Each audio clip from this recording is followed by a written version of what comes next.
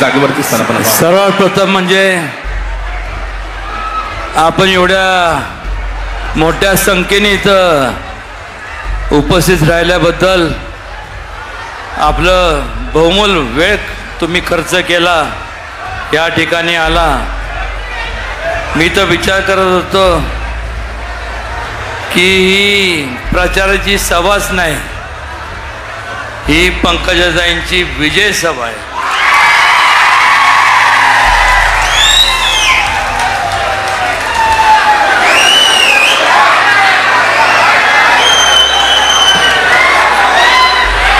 एवढंच सांगतो, वेळ कमी आहे, त्यांना बोलायचं आहे, ऐकून घ्या. फक्त परत औपचारिकता राहिली आहे, त्यावेळेस येईन त्यावेळेस बोलीन. पण आता एवढंच सांगतो, असंच आपल्या सगळ्यांचं प्रेम राहून द्या. ईश्वरचरणी प्रार्थना एवढीच करतो की आपल्या या नात्याला दृष्ट लागू नये. कोण काय म्हणते याच्यावर विश्वास ठेवू नका. जोपर्यंत श्वासात श्वास आहे तोपर्यंत तुमच्याकरता मी हाजीर आहे, एवढंच सांगतो. धन्यवाद.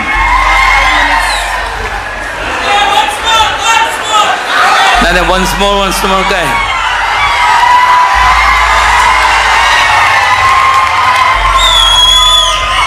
हा कॉलर फाटल माहिती आहे का?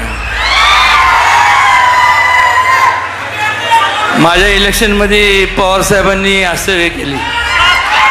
मग मला विचारलं पत्रकारांनी, म्हणलं तुम्ही असं का ते का? म्हणलं त्यांनी संकेत दिलेत की मला मतदान करा.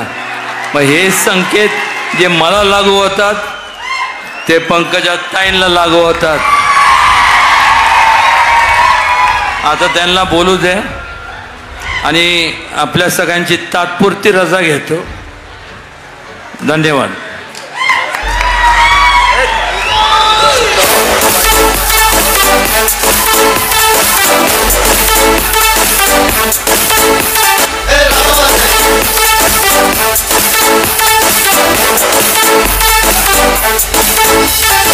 सुरेश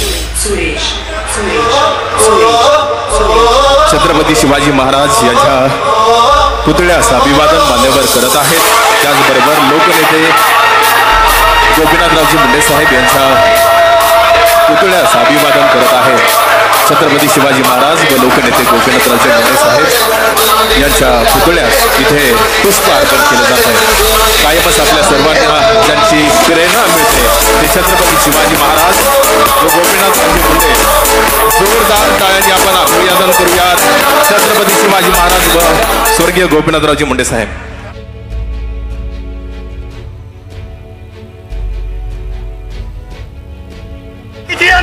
काय करता इकडे? काय काय इकडे?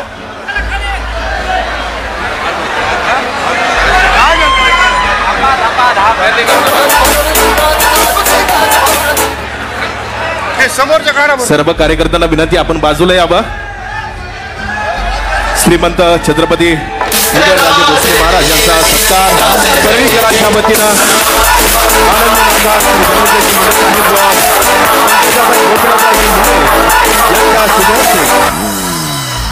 माननीय नामदार श्री धनंजय मुंडे साहेब गोपीनाथरावजी मुंडे श्रीमंत छत्रपती उदयनराजे भोसले यांचा सन्मान सत्कार इथे होतोय.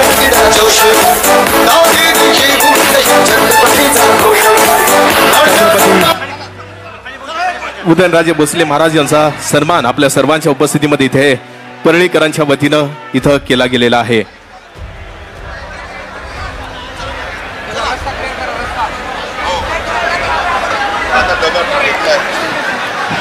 आपल्या सर्वांना विनंती आहे, आपण जागेवरती स्थानापन्न राहावं. श्रीमंत छत्रपती उदयनराजे भोसले महाराज यांना इथून हेलिकॉप्टरने साताऱ्याकडे प्रस्थान करण्यासाठी ते आपल्याशी संवाद साधून त्या ठिकाणी जात आहेत. मात्र या ठिकाणी आपल्या सर्वांशी अगदी काही क्षणामध्ये संवाद साधणार आहेत माननीय नामदार श्री धनंजयजी मुंडे साहेब, माननीय पंकजाताई गोपीनाथरावजी मुंडे व सर्वच मान्यवर. एक मिनिट.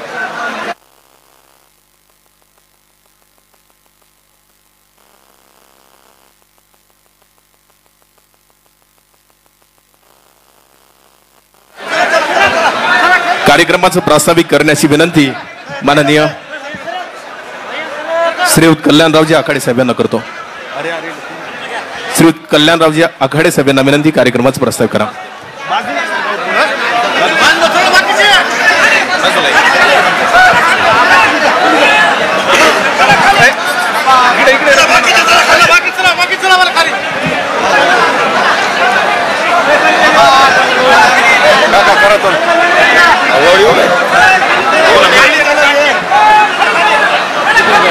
महायुतीच्या लोकप्रिय उमेदवार आणि आपल्या लाडक्या नेत्या पंकजाताई मुंडे यांच्या निवडणुकीच्या प्रचाराच्या निमित्तानं या ठिकाणी मंचावर उपस्थित असलेले आपल्या सर्वांचे नेते आणि राष्ट्रवादी काँग्रेस पार्टीचे फायर ब्रँड नेते सन्माननीय धनंजयरावजी मुंडे साहेब आणि मंचावर उपस्थित सर्व मान्यवर मंडळी,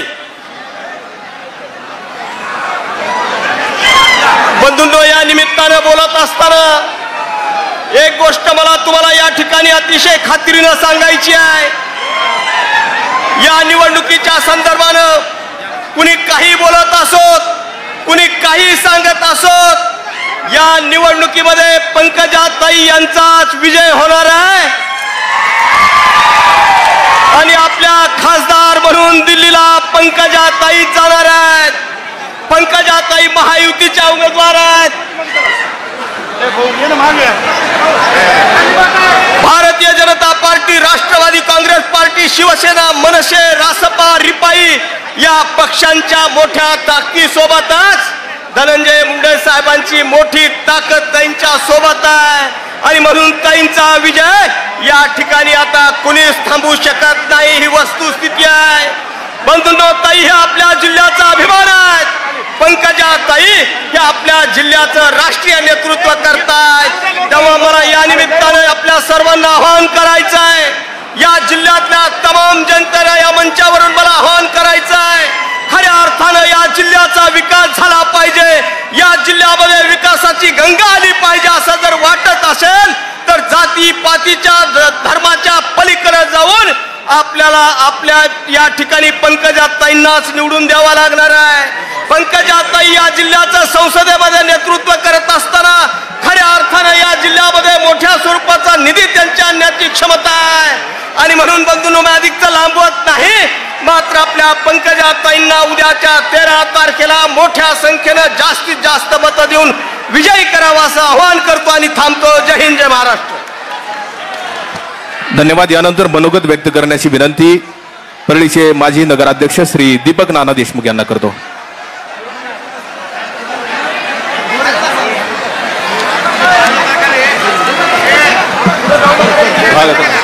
बीड लोकसभा मतदारसंघातील आपल्या महायुतीच्या उमेदवार आदरणीय पंकजाताई मुंडे साहेब यांच्या प्रचारार्थ आदरणीय व्यासपीठ व समोर बसलेले माझे मायबाप भगिनींनो, आज मी या ठिकाणी एकच गोष्ट सांगणार आहे की जेव्हापासून आपण धनंजय मुंडे साहेबांपासून काम करतो, आदरणीय गोपीनाथ मुंडे साहेबांपासून काम करतो, सामान्यातला सामान्य माणूस असताना आपण मला राजकारणामध्ये मोठ्यातली मोठी संधी दिली आदरणीय धनंजय मुंडे साहेबांना. त्यावेळेमध्ये काही राजकारण घडलं होतं, 2-4 दिवस रोज टीव्हीवर बातम्या चालत होत्या की परळीचा नगराध्यक्ष कोण. त्यावेळेमध्ये मला आदरणीय धनंजय मुंडे साहेबांना कुठलीही जात पात न पाहता मला नगराध्यक्ष बनवलं व असंख्य लोकांचे कामं त्यांनी माझ्या मार्फत आणि मी त्यांच्या मार्फत केलेली आहेत. मला एवढंच सांगायचं आहे, त्यावेळेमध्ये आदरणीय धनंजय मुंडे साहेब म्हणत होते, माझ्या एका डोळ्यात आसू आणि एका डोळ्यामध्ये खुशी, असा 2 प्रकारचा एक खुशीचा माहोल आणि एक दुःखाचा माहोल होता. पण आज एवढा मोठा आपल्याला चान्स मिळालेला आहे की आदरणीय धनंजय मुंडे साहेबांच्या दोन्ही डोळ्यामध्ये खुशी आणि त्यांच्या मुंडे कुटुंबासाठी अख्खा घराला खुशी करण्यासाठी आज मौका मिळालेला आहे. तरी मी सर्व मराठा बांधवांना, सर्व समाजांना विनंती करतो की यांनी आतापासून कुठल्याही जातीपातीचं राजकारण केलेलं नाही आणि आज त्यांच्या डोळ्यामध्ये खुशी पाहण्यासाठी आपण भरभरून आदरणीय पंकजाताई मुंडे यांना कमळाच्या फुलावर मतदान करायचं आहे. गेली 10 ते 15 वर्ष झालं आम्ही कमळाच्या फुलाला मतदान करा म्हणून कधीच बोललो नव्हतो, पण आता बार सांगतो, 3 वेळेस सांगतो, आपल्याला कमळाच्या फुलावर मतदान करायचं आहे, कमळाच्या फुलाला मतदान करायचं आहे, कमळाच्याच फुलाला मतदान करायचं आहे आणि आपल्या ताईला दिल्लीला पाठवायचं आहे. कुठल्याही जातीपातीचा विचार करू नका. ज्यांनी आपल्या सुखादुखामध्ये रात्री 12 वाजता 2 वाजता कोविडच्या काळामध्ये अख्खं 2 वर्ष आपल्या कुटुंबांना, आपल्या गरीब लोकांना रात्रीच्या अन्नापासून, दवाखान्यापासून, भाजीपाल्यापासून आदरणीय धनंजय मुंडे साहेबांना 2 वर्ष आमच्यासारख्याच्या मार्फत, परळीच्या कार्यकर्त्यामार्फत आपल्याला सांभाळलेलं आहे, सुखादुखात सांभाळलेलं आहे. तसंच आजच्या घडीला आपल्याला अजून 2 चान्स आलेले आहेत. साहेब आहेत आणि परत त्यांची ताकदीला त्यांच्या आपल्या दोन्ही भगिनी आलेल्या आहेत आणि यांच्या मार्फत आपल्याला दिल्लीपासून काम करायचं आहे. आपला एक पाय आमच्या खांद्यावर टाकला तर आपला दुसरा पाय दिल्लीपासून जाणार आहे. ह्याच्यासाठी आपण परत एकदा सांगतो, आपण कमळाच्या फुलाला मतदान करायचं आहे, कमळाच्या फुलाला मतदान करायचं आहे, कमळाच्या फुलालाच मतदान करायचं आहे. एवढा बोलून 2 शब्द संपवतो. धन्यवाद. यानंतर मनोगत व्यक्त करण्याची विनंती श्रीयुत सचिनजी कागदे साहेबांना करतो. कृपया आपण आपलं थोडक्यात मनोगत व्यक्त करावं. सचिनजी कागदे. श्रीयुत सचिनजी कागदे यांना विनंती आहे, कृपया आपण आपलं मनोगत व्यक्त करा. जोरदार टाळ्यांनी स्वागत करूया.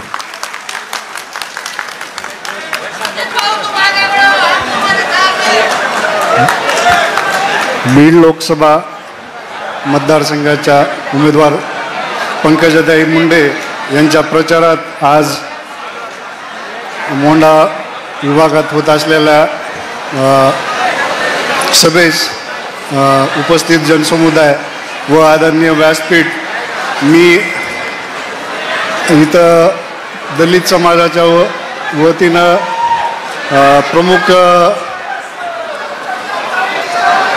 जी कामे आहेत ती आदरणीय धनंजय मुंडे साहेब व पंकजाताई मुंडे यांना भरपूर परळीसाठी व दलित समाजासाठी बीड जिल्ह्यात नवे महाराष्ट्रात काम केलेलं आहे.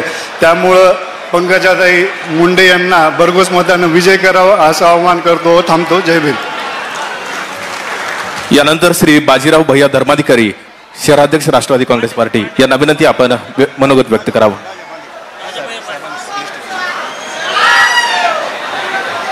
श्री बाजीराव भैया धर्माधिकारी यांना विनंती, आपण आपलं मनोगत व्यक्त करावं.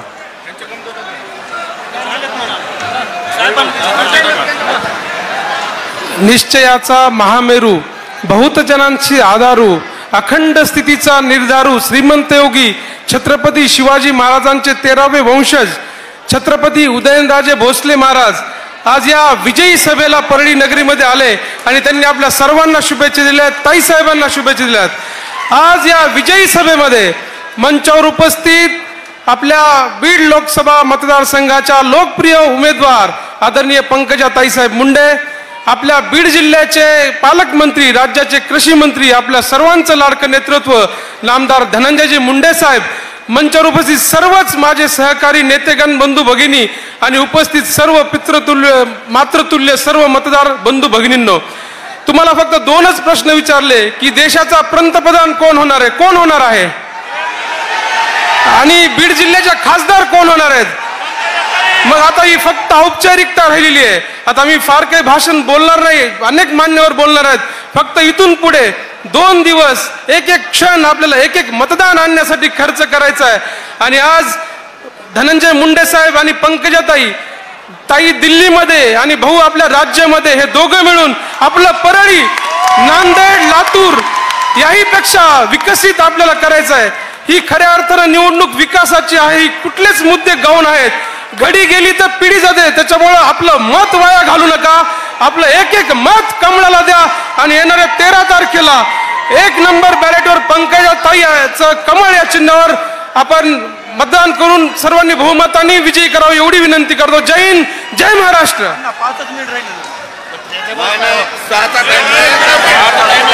यानंतर मनोगत व्यक्त करण्याची विनंती श्री जुगल किशोर लोहिया यांना करतो. श्री जुगल किशोर लोहिया, शहराध्यक्ष, भारतीय जनता पार्टी.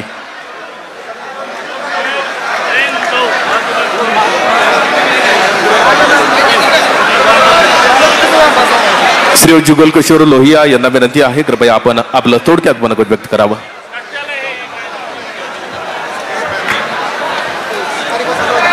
आदरणीय मंच आणि समोर बसलेले माझे बंधू आणि भगिनींनो,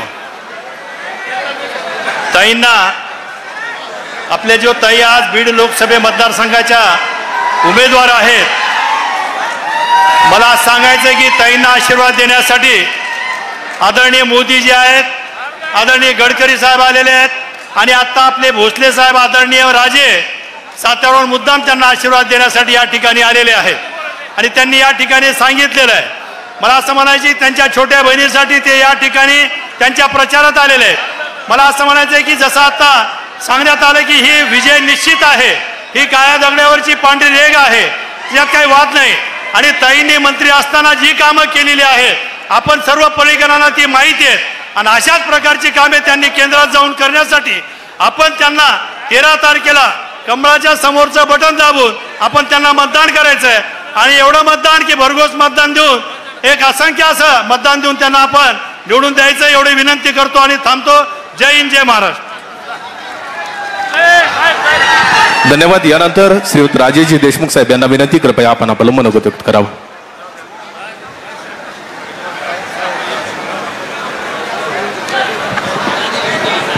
बीड लोकसभा मतदारसंघाच्या लाडक्या उमेदवार सन्माननीय पंकजाताई गोपीनाथराव मुंडे, व्यासपीठावर उपस्थित असलेले आपल्या सर्वांचे पालकमंत्री माननीय नामदार धनंजय मुंडे साहेब व व्यासपीठावर उपस्थित असलेले सर्व सन्माननीय, या ठिकाणी मी आपल्याला आवाहन करणार आहे की पंकजाताई मुंडे आणि प्रीतमताई मुंडे आणि धनंजय मुंडे या तिघांनी मिळून गेल्या 5 ते 10 वर्षात आपल्या भागाचा कायापालट केलेला आहे. लोक आपल्याला म्हणतात की बाबा काय केलं. मी थोडक्यात विकासाचा थोडासा आढावा घेणार आहे आणि मी आपल्याला सांगू इच्छितो, आपण सर्वजण रस्त्यांनी प्रवास करतो. या जिल्ह्यामध्ये येत असताना सगळे रस्ते या ठिकाणी चांगले झालेत की नाही ह्याचा आपण विचार केला पाहिजे. परळी शहरामध्ये आपल्याला रस्त्यांची परिस्थिती माहीत आहे आणि वैद्यनाथ मंदिराच्या संदर्भामध्ये या ठिकाणी वैद्यनाथाचा विकास सुद्धा सन्माननीय ताईंनी 133 कोटीचा आराखडा मंजूर केला आणि धनंजय मुंडेंनी त्यात वाढ करून 286 पर्यंत नेला. आणि म्हणून आपल्या सर्वांना एक आठवण ठेवली पाहिजे, खऱ्या अर्थाने बाकीच्या उमेदवाराचं आपलं देणं घेणं नाही आहे. अनेक विषारी गोष्टी या समाजामध्ये आणि सगळीकडे चालू आहेत, त्याला आपण बळी पडायचं नाही आहे. आणि म्हणून जातीपातीचं इलेक्शन या ठिकाणी होता कामा नये अशा पद्धतीचं आव्हान मी आपल्या सर्वांना करणार आहे. दुसरी एक बारकाईनं गोष्ट आपण लक्षात घ्या, 4 जूनला या निकाल आहे आणि 4 जूनला काय केलं होतं ताईनं याही गोष्टीचा आपण बारकाईनं विचार केला पाहिजे. स्वर्गवासी गोपीनाथराव मुंडे साहेबांना त्या ठिकाणी शेवटचा अलविदा करून ताईनं त्या ठिकाणी 4 जूनला या ठिकाणी हे केलेलं होतं. म्हणून येत्या 4 जूनला हा निकाल मोठ्या मताधिक्याने ताईला निवडून आणण्यासाठी आपण या ठिकाणी निकाल लावून घेतला पाहिजे आणि मोठ्या मताने त्यांना या ठिकाणी निवडून दिलं पाहिजे एवढंच आवाहन करतो आणि माझे 2 शब्द संपवतो. जय हिंद, जय महाराष्ट्र. यानंतर शकीलभाई कुरेशी यांना विनंती आहे, आपण आपलं थोडक्यात मनोगत व्यक्त करावं.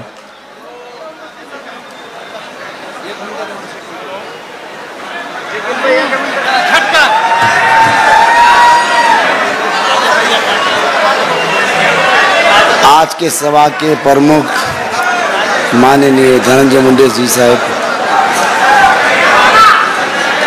बीड जिला लोकसभा मतदार संघ की पंकजाताई मुंडे और आदरणीय मंच सामने बैठे हुए सभी मेरे दोस्त, आपका मोबाइल रहा ठीक है,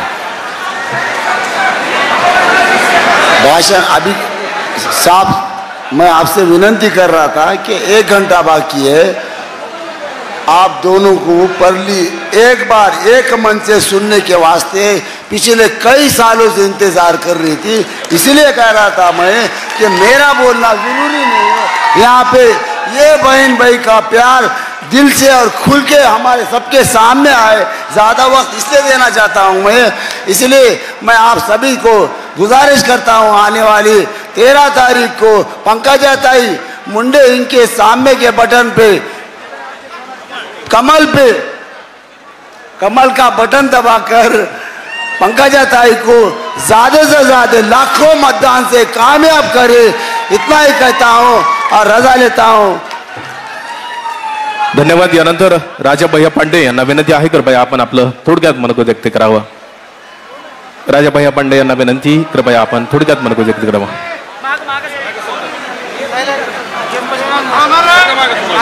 आई तुळजाभवानी वंदन, हिंदू हृदय सम्राट माननीय बाळासाहेबजी ठाकरे यांना मानाचा जय महाराष्ट्र। या ठिकाणी उपस्थित मंचावर या ठिकाणी भारतीय जनता पार्टीच्या लोकप्रिय उमेदवार माननीय पंकजाताई मुंडे यांना मानाचा जय महाराष्ट्र। आपल्या बीड जिल्ह्याचे पालकमंत्री धनंजय मुंडे यांना देखील मानाचा जय महाराष्ट्र। मित्रहो, येत्या 13 तारखेला आपल्याला लोकसभेच्या मतदानाला जायचंय, त्या ठिकाणी मनाचा निश्चय करायचा आहे। आणि आपण आज या 10 वर्षात जे मोदी साहेबांनी या महाराष्ट्राचा नव्हे तर संपूर्ण हिंदुस्थानाचा जो विकास केला आहे आणि जगभरात हिंदुस्थानाची जी ख्याती वाढवली आहे, त्याचाच आपल्याला परिणाम स्वरूप आपल्याला कमळाच्या फुलालाच मतदान करायचं आहे आणि ताईला लाखोच्या मताने विजयी करायचं आहे। मित्रहो, या ठिकाणी गेल्या 25-30 वर्षापासून फक्त मुंडे साहेब आणि त्यांच्या परिवारानं या पंचक्रोशीचा खडाचा विकास केलेला आहे आणि त्याची फलश्रुती म्हणून आपल्याला या ठिकाणी 13 तारखेला पंकजाताईंना प्रचंड मताने विजयी करायचं आहे। या ठिकाणी ज्यावेळेस 4 जूनला निकाल लागेल, आपल्याला आठवत असेल तो 4 जूनचा काळा दिवस, ज्या दिवशी आपण या ठिकाणी मुंडे साहेबांचा अंत्यसंस्कार केला, त्याच्या आधी मुंडे साहेब ज्यावेळेस गोपीनाथ गडावर आले त्यावेळेस पत्रकार बांधवांनी त्यांना विचारलं, मुंडे साहेब तुम्हाला गोपीनाथ गडावरून काय दिसतंय? तर त्यांनी म्हणले, मला फक्त पंकजा दिसतंय। आणि मुंडे साहेबांचं राहिलेलं स्वप्न आपल्याला पंकजा मुंडेंच्या हातून पूर्ण करायचंय आणि त्यासाठी आपल्याला 13 मेला कमळाच्या फुलावर आणि कमळाच्या फुलावरच मतदान करून या ठिकाणी पंकजांना खासदार म्हणून दिल्लीत पाठवायचं आहे। जय हिंद, जय महाराष्ट्र। धन्यवाद। यानंतर मनोगत व्यक्त करण्याची विनंती माजी आमदार संजय भाऊ दौंड यांना करतो, कृपया आपण आपलं मनोगत व्यक्त करावं। लोकसभेच्या उमेदवार पंकजाताई गोपीनाथराव मुंडे यांच्या प्रचाराची सांगता सभा या ठिकाणी आयोजित केलेली आहे। या सभेसाठी मंचावर उपस्थित स्वतः उमेदवार पंकजाताई, आपल्या जिल्ह्याचे पालकमंत्री आमचे बंधू सन्माननीय धनंजयजी मुंडे साहेब, प्रीतमताई, कल्याणजी आखाडे, सर्वांची माफी मागून मंचावरील सर्व मान्यवर, समोर बसलेली वडीलधारी मंडळी, आमच्या माता भगिनी, पत्रकार बांधवांनो, आताच छत्रपती शिवरायांचे वंशज उदयनराजे महाराज या ठिकाणी आले होते। त्यांनी ताईच्या प्रचारार्थ या ठिकाणी आपल्या सर्वांना इथून विनंती केलेली आहे आणि माझ्या छोट्या बहिणीला आपण प्रचंड मताने विजयी करावं असं आवाहन केलेलं आहे। मित्रांनो, ही निवडणूक आज आपण पाहत आहोत, चर्चा फार वेगळ्या आहेत, परंतु मतदाराच्या मनामध्ये काय आहे हे आज या ठिकाणी आपल्याला दिसून येत आहे। या बीड जिल्ह्यातील प्रत्येक मतदारसंघामध्ये आष्टी, गेवराई, माजलगाव, केज, अंबेजोगाई या सर्व मतदारसंघामध्ये आज पंकजाताईचं एवढं चांगलं वार आहे।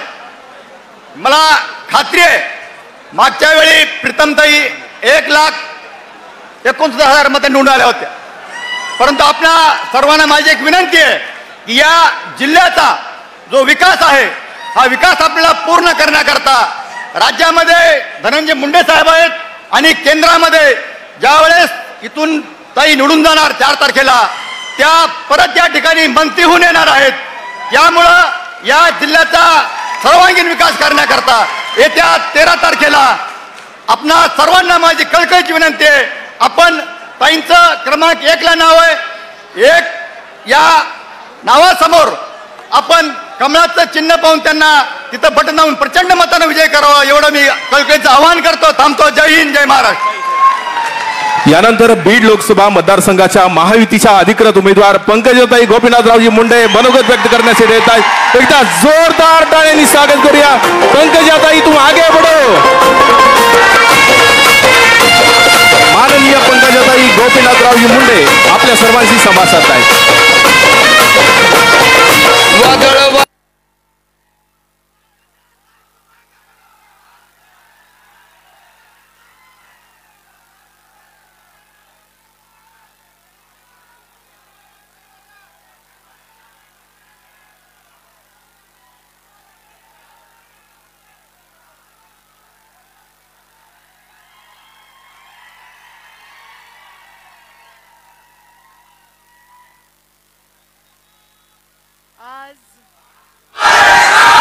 आज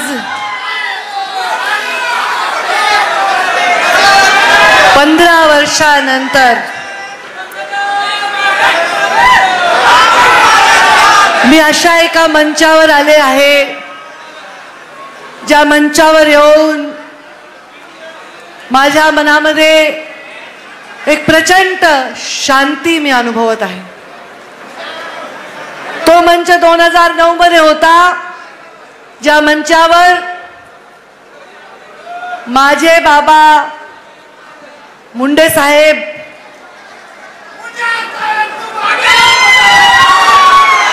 आदरणीय अण्णा धनुभाऊ आणि मी एकत्र होतो.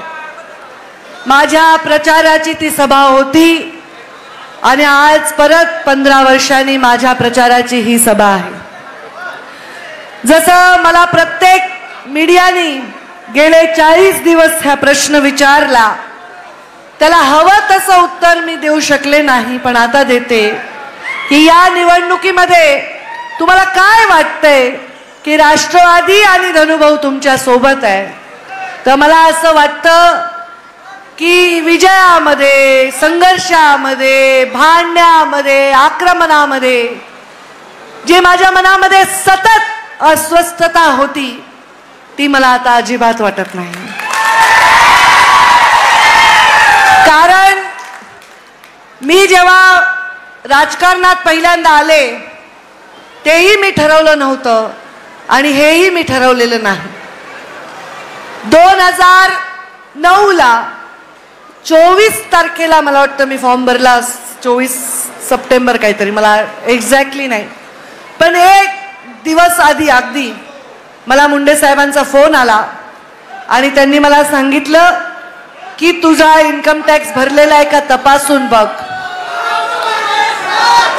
मी म्हटलं, नेहमीच ते विचारायचे, काहीतरी लोन असायचं, काही कागद असायचे, तर मी म्हणलं थांबा मी विचारून सांगते. आणि त्याच्यानंतर मला त्यांनी सांगितलं की विधानसभा तुला लढायची आहे. आणि त्यांच्या त्या वाक्यानंतर मी जरा अस्वस्थ झाले, कारण मला पुढचा प्रवास दिसत होता. ती अस्वस्थता त्या दिवसापासून मला विजय मिळाला, मला मंत्रिपद मिळालं, मला लाखो पारितोषिक मिळाले, कौतुक मिळालं, राज्याची नेता झाले, देशामध्ये काम केलं, प्रधानमंत्र्यांसोबत केलं, अमित शहांसोबत केलं, अनेक मुख्यमंत्र्यांसोबत मला काम करण्याची संधी मिळाली. पण ती अस्वस्थता सदैव माझ्या डोक्यामध्ये असायची, ती मला आता थोडीशी शांत झाल्यासारखी वाटते. त्यावेळी मी 2009ला लढले आणि मुंडे साहेब जर राज्यात परत आले असते तर मी राजीनामा देणार होते, हे ठरलं होतं. आणि म्हणून धनुभाऊला विधान परिषद दिली होती. कदाचित जर मुंडे साहेब राज्यात परत आले असते, सरकार आलं असतं, तर 100% मुंडे साहेब मुख्यमंत्री झाले असते आणि मी परळी विधानसभेचा राजीनामा दिला असता. ईश्वराचे देवाचे काय खेळ आहेत मला माहित नाही, पण आम्ही दोघांच्या वाटा वेगवेगळ्या झाल्या. पण कधी कधी वाटतं वेगवेगळ्या वाटा झाल्या म्हणूनच आमचे गुण वेगवेगळ्या पद्धतीने आम्ही त्याला पैलू पाडू शकलो आणि आपापल्या जीवनामध्ये उंचीवर जाऊ शकलो. माझ्या बाबांच्या अचानक जाण्यानंतर मला असं वाटायचं की माझ्या डोक्यावर छतच नाही, माझ्या डोक्यावर आभाळ आहे, आभाळाच्या वर आभाळ आहे, त्याच्या वर आभाळ आहे. मला तर वाटतं 2-3 वर्ष मी कुणाशीच मनमोकळं बोलत नव्हते, कारण जबाबदारीचं एवढं मोठं ओझं माझ्या डोक्यावर होतं की माझ्या डोक्यामध्ये दुसरं कुठलाही विषय येत नव्हता. मी हसत होते तेही उसनं आणल्यासारखं, मी रागावत होते, मी काम करत होते. त्या सगळ्या तणावात एखाद्या लहान लेकराला मोठ्या माणसाची चप्पल घालावी एवढासा त्याचा पाय असताना 9 नंबरचा जोडा घातल्यावर त्या माणसाचं चालताना त्या लेकराचे काय हाल होत असतील, तसे हाल माझ्या मनातल्या मनात माझे झाले. मी जगाला कळू दिले नाही, पण माझे जरूर तसे हाल झाले. माझ्या बाबांच्या साईज एवढं होण्यासाठी मला खूप प्रयत्न करावे लागले आणि हे प्रयत्न जगाला दिसू न देण्याचा एक वेगळा अधिकचा प्रयत्न मला करावा लागला. मी तेव्हाही ठरवलं नव्हतं आणि आताही ठरवलं नाही. 2014 मध्ये मला मुंडे साहेबांनी फक्त 5 वर्ष मागितले होते, पण 5 वर्ष पूर्ण व्हायच्या आधीच साहेब गेले. 2014 मध्ये राष्ट्रवादीने भूमिका घेतली की गोपीनाथ मुंडे साहेबांच्या परिवारातली जर उमेदवारी दिली तर आम्ही विरोधामध्ये उमेदवार देणार नाही. मुंडे साहेबांना विजयी होऊन केवळ 17 दिवस झाले होते आणि त्यांना शपथ घेऊन 6 दिवस होऊन 7व्या दिवशी साहेब गेले. एवढी भावना लोकांच्या मनात तीव्र होती की आम्ही मुंडे साहेबांच्या परिवाराशिवाय कोणालाही मतदान करणार नाही. हे मी त्यांच्यासाठी बोलते जे लोक परिवारवादावर बोलतायत, जे लोक म्हणतायत एका घरात पद आहेत, ती त्यांच्यासाठी कहाणी आहे की एक बाप मेल्यानंतर त्या पदाची चव आम्हाला कधीच वाटली नाही. ती एक केवळ जबाबदारी होती आणि माझा बाप हा माझा बाप नव्हता, आपल्या सर्वांचा तो बाप होता, सर्वांचा आधार होता. त्यामुळे त्यावेळी राज्याच्या राजकारणात मी नसते तर मला असं वाटलं की चित्र बदलू नये आणि काही नुकसान होऊ नये, मला राज्याच्या राजकारणात राहणं आवश्यक आहे. कोर कमिटीमध्ये मी होते, अनेक लोकांना उमेदवारी द्यायच्या होते, आमदार करणं, मुंडे साहेबांनी दिलेले शब्द जे माझ्या डोळ्यासमोर होते ते माझं सगळं जबाबदारी असल्यामुळे मग कुणाला उमेदवारी द्यायची. माझी आई म्हणली माझा राजकारणाशी संबंधच नाही, कारण जेव्हा त्यावेळी काँग्रेसला हरवण्याचा विचार आला होता, धनुभाऊला हे आठवत असेल, त्यावेळी कुणीच उमेदवार समोर येत नव्हता, तेव्हा प्रज्ञाला उभं करा अशा प्रकारचा चर्चा चालली होती. तर अडवाणींनी फोन केला की प्रज्ञा तूच उभा राहा म्हणून. तर माझी आई म्हणली माझे 3 लेकरं, नवऱ्या माझा घरी नसतो बिचारा, तो दिनी समाजाला अर्पण करून घेतलंय, माझे 3 मुली आहेत, मला राजकारणात एकही पाऊल ठेवण्यात काही रस नाही. आणि त्यामुळे जेव्हा आईला विचारलं, आईने साहजिक एवढ्या दुःखात होती, नकार दिला.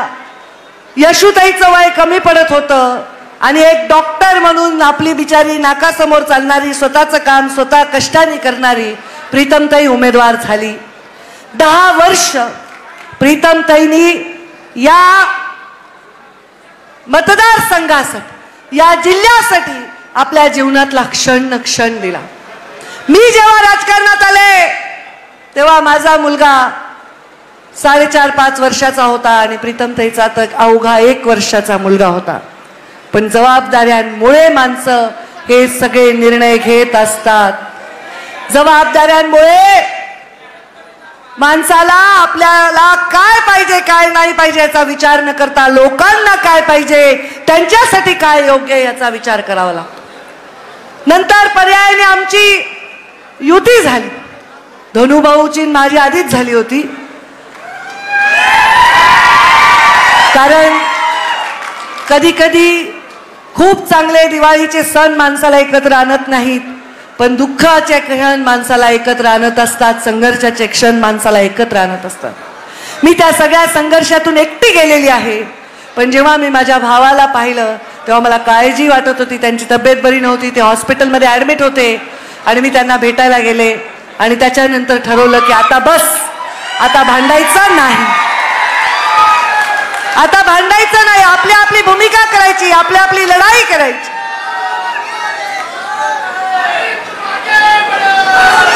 तेव्हा माहीतही नव्हतं, तेव्हा माहीतही नव्हतं मला की यांची आणि आमची युती होणार आहे म्हणून. असं ठरलं की आता बस संघर्ष नाही करायचा, आपण एकमेकांविरुद्ध लढलो तरी असंच खेळत लढायचं. पण आता परिवार जवळ आलाय तर ठीक आहे. परंतु योगायोगाने बघा युती झाली. युती झाल्यानंतर मला लोकसभा लढण्याचा कुठलाही मी प्रयत्न केला नाही, कुठे गेले नाही मला लोकसभा द्या म्हणून, काही स्वतःचं मी काही पुस्तक तयार केलं नाही, माझा अहवाल तयार केला नाही. प्रीतम ताईंनाच लोकसभा द्यावी, मला कुठेही ऍडजस्ट करता येईल अशाच भूमिकेत मी होते. पण तेव्हाही मला मुंडे साहेबांनी विचारलं नाही आणि आताही माझी उमेदवारी जाहीर झाली.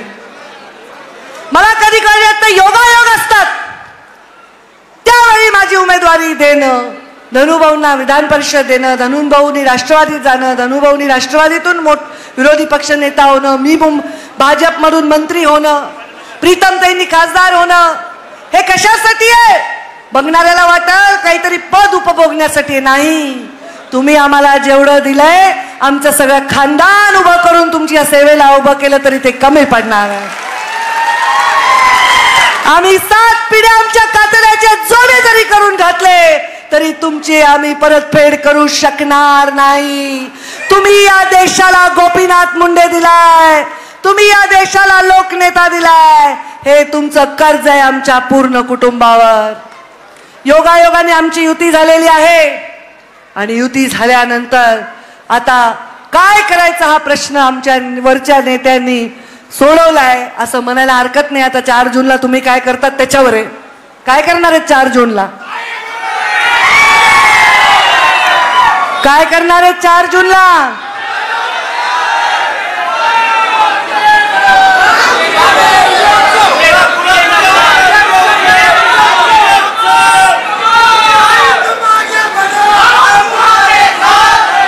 या सगळ्या विषयामध्ये समंजसपणाने, शांतपणाने, अत्यंत मन मोकळेपणाने कोणी तर हे निर्णय घेत होतं तर ते माझी बहीण प्रीतम मुंडे होती.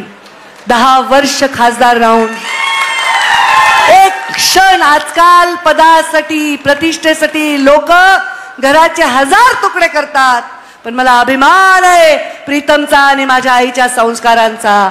एका मिनिटात ती कामाला लागली आणि एका मिनिटामध्ये एक क्षण सुद्धा तिने त्या खासदारकीचा विचार केला नाही. आता धनुभाऊ, आता तुमची जबाबदारी वाढली असं तुम्ही सांगताय, तुम्ही आता मोठे आहात हे सांगताय, त्यामुळे परळी मधली जबाबदारी संपूर्णता वाढल्यामुळे परळीत आम्ही एक असताना दुसऱ्या माणसाचं काय काम आहे? कोणी काम केलं असेल तर मी केलंय, कोणी काम केलं असेल तर धनुभाऊनी केलंय, कोणी काम केलं असेल तर प्रीतम ताईंनी केलंय, समोरच्यांनी केलंय काय? मग त्यांना विचारा. मला एवढ्या मी नाव घेत आमच्या सवयीचे ते, मला एवढ्या चिठ्ठ्यांची सवय नाही. मला समोरच्यांनी काय केलंय मग त्यांना विचारा. मेरे अंगने में तुम्हारा क्या काम है? इथे जे केलंय तेही आम्हीच केलंय आणि जे नाही ते केलंय ते आम्हीच करणार आहोत. त्यामुळे त्यांना विचारा. बरं, काहीतरी माझ्या मंचावर जानकर साहेब आलेत, माझ्या मंचावर संभाजी पाटील निलंगेकर आलेत आणि माझ्या मंचावर किरण पाटील आले आहेत. पण आमचं भाषण सुरू झाल्यावर तुम्ही आलात, त्यामुळे मी मध्ये डिस्टर्ब करणं बरोबर नव्हतं. ते माझ्याच प्रचाराला आले आहेत.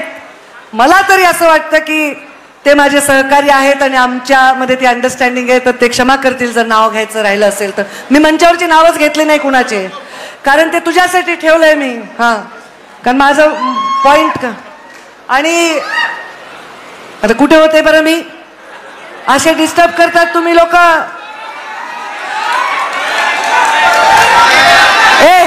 भाजप आणि राष्ट्रवादीची युती आहे, एवढ्या धिंगाण्यात भाषण करायला जमत नाही मला.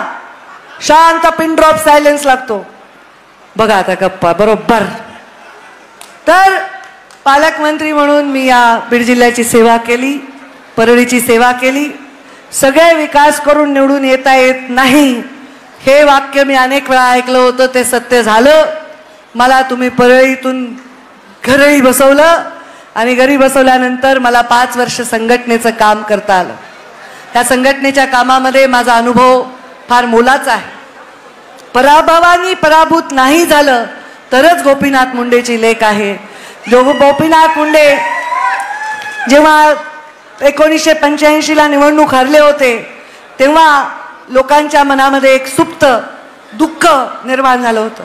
माझ्यावर प्रेम करणारे, माझ्यासोबत सदैव काम करणारे माझे कार्यकर्ते, प्रवाह विरुद्ध पोहणारे माझे कार्यकर्ते, धनुभाऊ सारख्या तगड्या उमेदवाराच्या आणि त्यांच्या कार्यकर्त्यांच्या विरुद्ध काम करणारे माझे कार्यकर्ते हे सदैव माझ्यासाठी मोलाचे राहतील. कारण बाबा गेल्यावर त्यांनी मला सोडलं नाही, हे माझं त्यांचं नातं कायम राहील. त्यामुळे मी जरी खासदार झाले आणि तुमच्या आशीर्वादाने काही झाले तरी मी परळी मतदारसंघातील माझ्यावर प्रेम करणाऱ्या आणि आता माझ्या बरोबर दुसरेही प्रेम करणारेच आहेत ना, तुम्ही राष्ट्रवादीचे जरी असले तरी प्रेम करा, या सर्व लोकांची तेवढीच काळजी घेईन. पण ती वेळ धनुभाऊ माझ्यावर येऊच देणार नाहीत एवढा मला विश्वास आहे.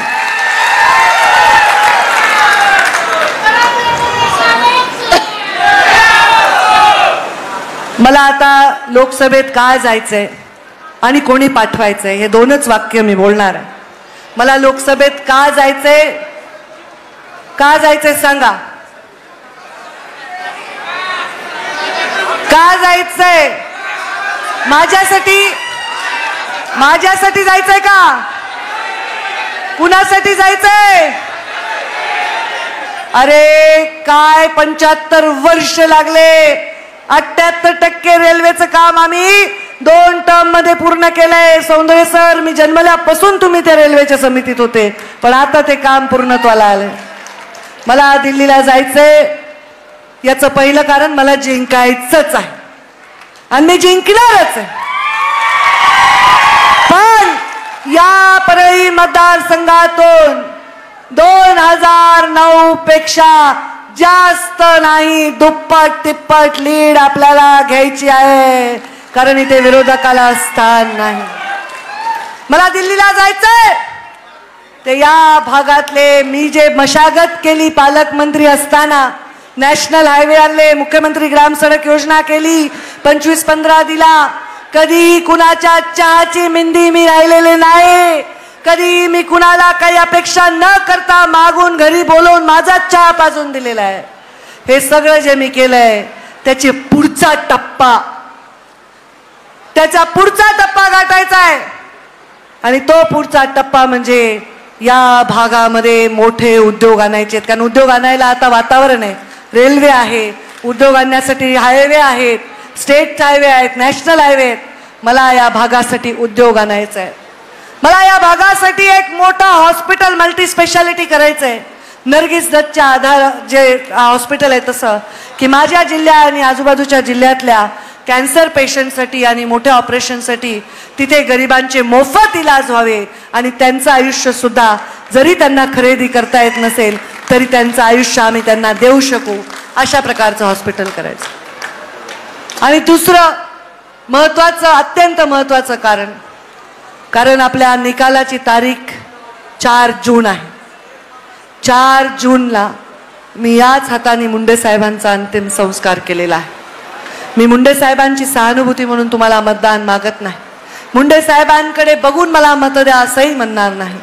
पण मला असं कुठेतरी वाटतं, जी मी कहाणी सुरू केली होती तुमच्या ओरडारड्यात दुसरीकडे चालली, त्या कहाणीला पूर्ण करायसाठीच हे 4 जूनला निकाल आहे असं मला वाटतं. मला विधानसभा न मागता मिळाली, मला लोकसभा न मागता मिळाली.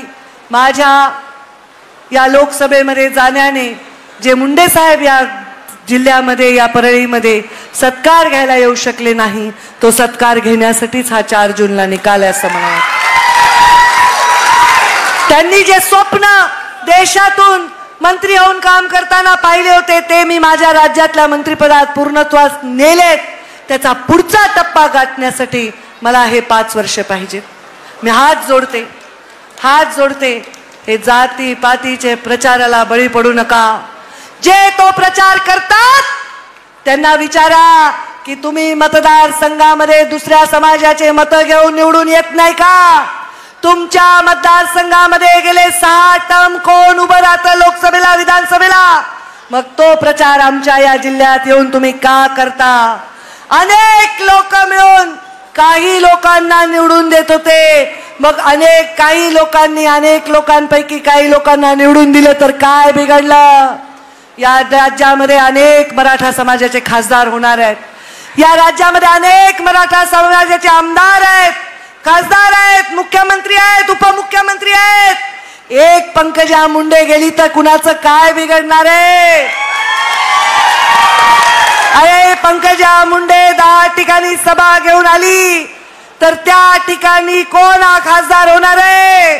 माझ्या सांगण्यानी, माझ्या हात जोडण्यानी, माझ्या विनंतीनी जर लोक मतदान करत असतील तर मग तुम्ही मला मतदान का नाही करायचं? तुमच्या मतदानावर माझा अधिकार आहे का नाही? आहे का नाही? तुम्ही मतदान द्यावं याला मी लायक आहे की नाही? मी विकास केलाय का? मी जातीवाद केला? मी विकास करताना जात विचारली? मी या राष्ट्रवादीचे मंचावर जेवढे लोक आहेत त्यांच्या ग्रामपंचायतला साधी ठेच सुद्धा लावू दिली नाही. कधीच मी कुणाची ग्रामपंचायत सस्पेंड करण्यासाठी माझं मंत्रिपद वापरलं नाही. मी या राष्ट्रवादीचे जे माझ्या युतीमध्ये आज लोक आहेत ह्यांनी फंडाचे काम केले पण कधीच ते आडवाआडवी जिरवाजिरवी मी केली नाही. माझ्या मंत्रिपदात मी जेवढे काम मंजूर करून आणले होते त्याचे नारळ नंतर सगळ्यांनी फोडले. त्याच्या सुद्धा मध्ये मी कधीही पाय घातला नाही. कारण विकास तुमच्यापर्यंत पोहोचायला पाहिजे हेच माझं कर्तव्य आहे. माझी एवढीच विनंती आहे. या परळी मतदारसंघातील सगळ्या माझ्या कार्यकर्त्यांना, मराठा समाजाच्या कार्यकर्त्यांना मी भेटले, एकांतात बोलले, वेगळं बोलले, सगळ्यांचं मन मोकळं ऐकून घेतलं. राष्ट्रवादीच्या लोकांची वेगळी बैठक घेतली. केवळ मराठा समाजाची नाही घेतली, सुतारांची घेतली, लोहारांची घेतली, चर्मकारांची घेतली, बौद्धांची घेतली, मुसलमान बांधवांची घेतली, धनगरांची घेतली, बंजाऱ्यांची घेतली, बंजाऱ्यांची घेतली. सर्वांना सोबत घेऊन आम्ही जातो म्हणून सगळ्यांना भेटले. पण मी त्यांना एकच विचारलं की तुम्हाला काय करायचंय? बोलले आरक्षण पाहिजे. म्हणलं काय लिहायचं सर्टिफिकेटवर? म्हणले कुणबी. म्हणलं कुणबी म्हणजे काय? तर म्हणले ओबीसी. मग म्हणलं माझी काय अलर्जी आहे? तुम्हाला जे व्हायचंय ते मी आधीच आहे. इथे तुमची नेता म्हणून मी तयार आहे. एक नेता तयार व्हायला 50 वर्ष जातात. ही सावली ईश्वराने बैद्यनाथाने तुमच्यावर धरली आहे. ए बाबांनो, मी तुमच्यावर सभाच घेणार नाही. ही सावली वैद्यनाथाने तुमच्यावर धरलेली आहे. त्या सावलीला तुम्ही मुकू नका. विश्वेली जाती पातीचं राजकारण करणाऱ्या किती वाढल्या तरीही तुम्ही त्याला बिलकुल बळी पडू नका अशी मी तुम्हाला सर्वांना आव्हान करणार आहे. आज मी तुमच्या समोर हात जोडून नम्रपणे उभी आहे.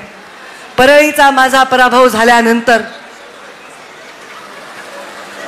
मी या लोकसभेला जे जात आहे ते या भागातल्या विकासाचे आणि तुमच्या आशीर्वादाची शिदोरी माझ्या पाठीवर घेऊन मला तुम्ही आशीर्वाद देऊन सन्मानाने पाठवा. तुम्ही प्रत्येक बूथ मजबूत करा. मी मजबूत विकास तुम्हाला दिल्याशिवाय राहणार नाही. तुमच्या आणि माझ्या विकासाच्या मध्ये मी कोणालाच येऊ देणार नाही. या लोकांना भूलतापा मारायचा प्रयत्न होईल. मुस्लिम बांधवांना सांगतील अरे बापरे भाजप से डरो, कुछ डरो नहीं. अभी कुरैशी भाई साहब ने कितना अच्छा भाषण दिया. काय को भाजप से डरो, किसी का बाल बाका नहीं होगा, ये गारंटी मेरी है और अनुभव की है. एक बार चमत्कार करके दिखाओ और हक से हमसे काम करके लो. सगळ्या बांधवांना, भगिनींना बचत गट असेल, रस्ते असतील, विकास असेल, पाणी असेल, दुष्काळ मुक्त जिल्हा करायचा असेल, उद्योगयुक्त जिल्हा करायचा असेल तर मी आधी काम केलंय म्हणून बोलते, करून दाखवलंय म्हणून तुमच्या समोर आहे. आणि हे प्रश्न मिटवण्यासाठी मी दिल्लीला चालले. ते प्रश्न आता तुम्ही सगळे मिटवा. जबाबदारी राष्ट्रवादीची जास्त आहे कारण राष्ट्रवादीला कमळाचं दाबायचं आहे. आमचं तर कमळच आहे. पण तुम्ही घाबरू नका. त्या मशीनवर घड्याळच नाही. त्यामुळे चिंता करू नका. तुम्हाला कमळाचं बटन दाबायचंय, तुम्हाला 2000 सगळ्यांना दाबायचं. एवढ्या माझ्यापेक्षा तुम्ही लोक उत्साहात आहेत, तुम्हाला आनंद आहे. हे सगळं संघर्ष मिटून विकासाच्या बाबतीत आम्ही परळीत फोकस करू शकू बहीण भाऊ मिळून. आणि आम्ही नेते घडवू दुसऱ्या समाजाचे, दुसऱ्या जातीचे. हे माझं वचन आहे, हे माझं वचन आहे. तुम्हाला सर्व जाती धर्मांना, सर्व समाजांना आम्ही संधी देऊ आणि मिळून चांगलं काम करून विकासाकडे आपली वाटचाल करून घेऊ, हे मी तुम्हाला सांगते. आणि मी सर्वांचे आभार मानून आतापर्यंत तुम्ही जी मेहनत केली धनुभाऊ आणि त्यांच्या टीमनी, जिल्ह्यातल्या राष्ट्रवादीचे टीमनी, माझ्या टीमनी, सगळ्यांनी जी मेहनत केली त्या मेहनतीबद्दल मी तुम्हा सर्वांचे मनापासून आभार मानते. 13 तारखेला आपण मला प्रचंड आशीर्वाद द्याल आणि माझा सन्मान ठेवाल आणि मला दिल्लीला त्या मुंडे साहेबांची अधुरी कहाणी पूर्ण करण्यासाठी, तुमच्या विकासाची अधुरी कहाणी पूर्ण करण्यासाठी पाठवाल, हा मला विश्वास आहे. हा विश्वास व्यक्त करून मी माझ्या वाणीला विराम देते. धन्यवाद. जय हिंद, जय महाराष्ट्र. धन्यवाद. बीड जिल्ह्याच्या विकासासाठी कायम कटिबद्ध आहे असा शब्द ताईंनी दिला. यानंतर मनोगत व्यक्त करण्याची विनंती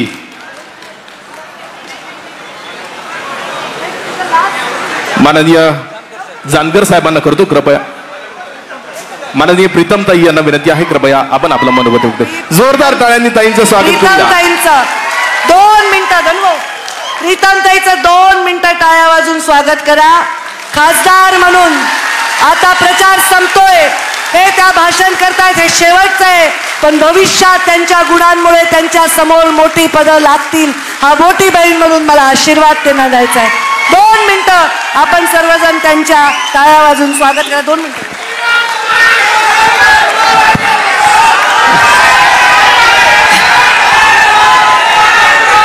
लोकसभा 2024 या निवडणुकीच्या प्रचारानिमित्त परळीच्या या न भूतो न भविष्यती अशा विराट सभेसाठी उपस्थित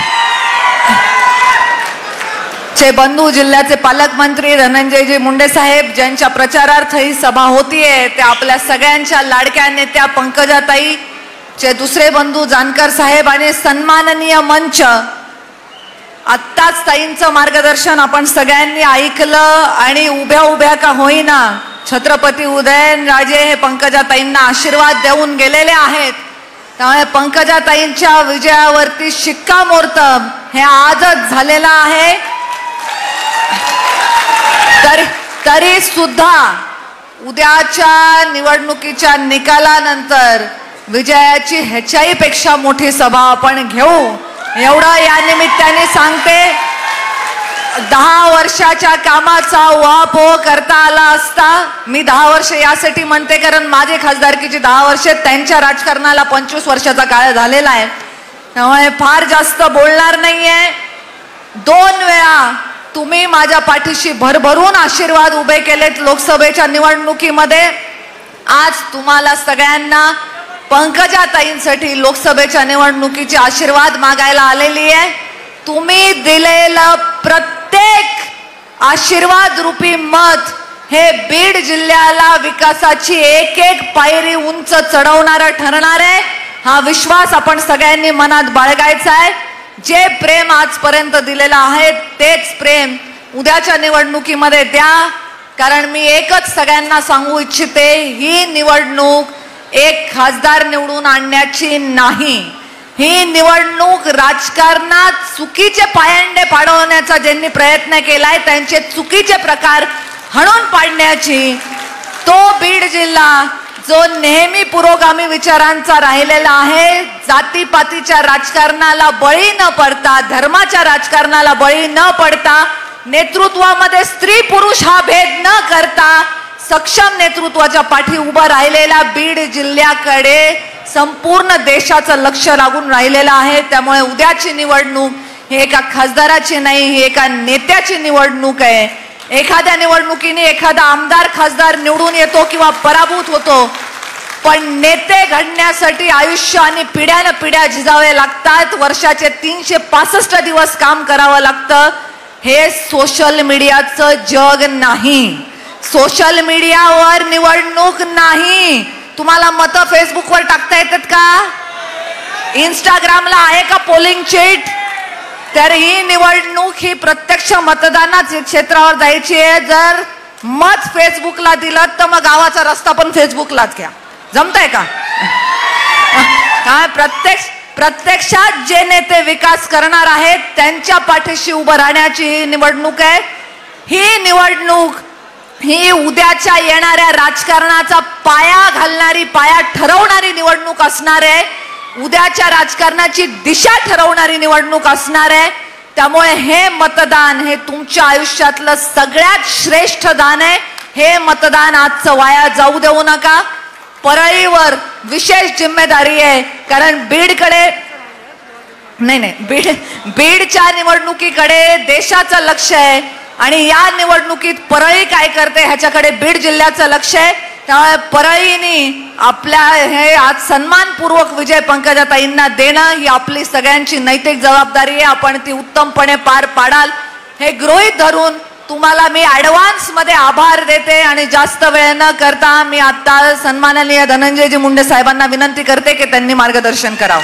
तत्पूर्वी परभणीचे भावी खासदार माननीय महादेवरावजी जानकर साहेब यांना विनंती. जानकर साहेब 2 मिनिटे या ठिकाणी मार्गदर्शन करतील. परळीकरांना ही विनंती करतोय की धनुभाऊनं एका बहिणीला आणि भावाला विजय करण्यासाठी श्रम घेतलं. त्या धनंजय मुंडेंचं मी अभिनंदन करतो आणि आभार मानतो आणि हात जोडून तुम्हाला विनंती करतो की आमची बहीण पंकजा मुंडे ही नुसती खासदार नाही तर या देशामध्ये केंद्रीय मंत्री होणार आहे. तिला मतदान द्या एवढीच अपेक्षा करतो आणि आपली रजा घेतो. जय हिंद, जय भारत. यानंतर आपल्या सर्वांचे लाडके नेते